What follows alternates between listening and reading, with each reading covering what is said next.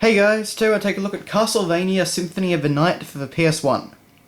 Now, this is of course a lot of people's favourite Castlevania game, and it was the first of the Metroidvania style Castlevania games, and that kept going for a very long time on the GBA and the DS.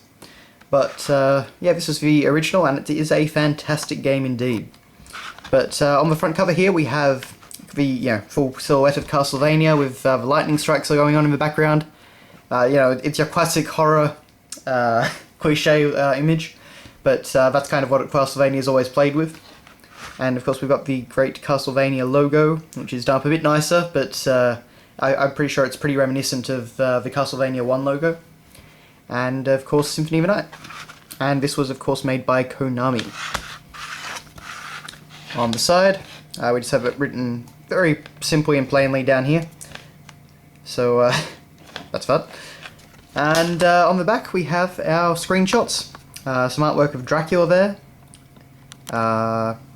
Yeah, so this was actually one of those really big 2D games on the PS1. And it tried to make good use of the PS1's hardware, but in a 2D setting. And so it used a mixture of sprites, but it also used some textured 3D objects and things like that. And it really did work well. It still looks pretty great.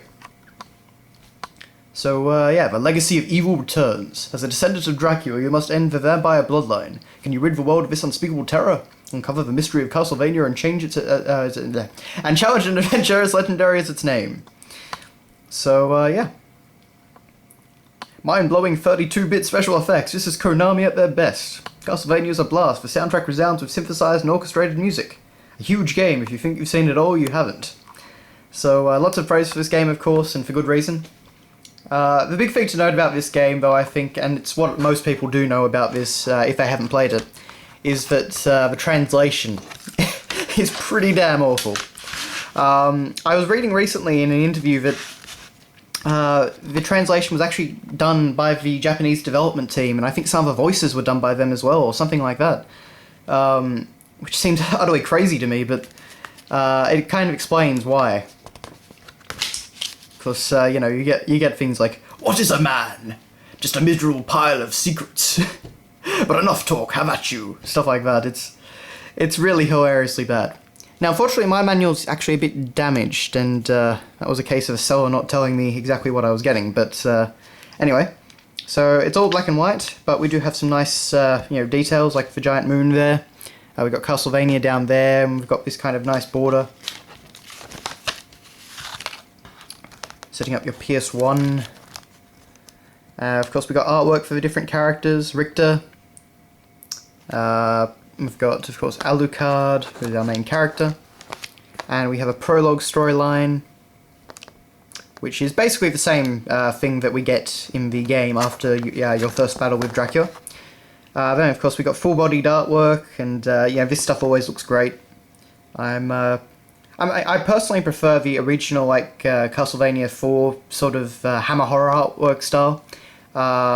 Just because, I don't know, to me that really just appeals, just because Castlevania's always been a bit of a parody of that sort of thing. But, yeah, I'm very much a fan of this artwork style as well.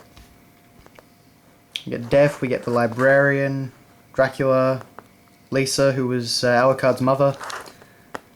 So there's actually quite a bit of good detail in here, as you can see.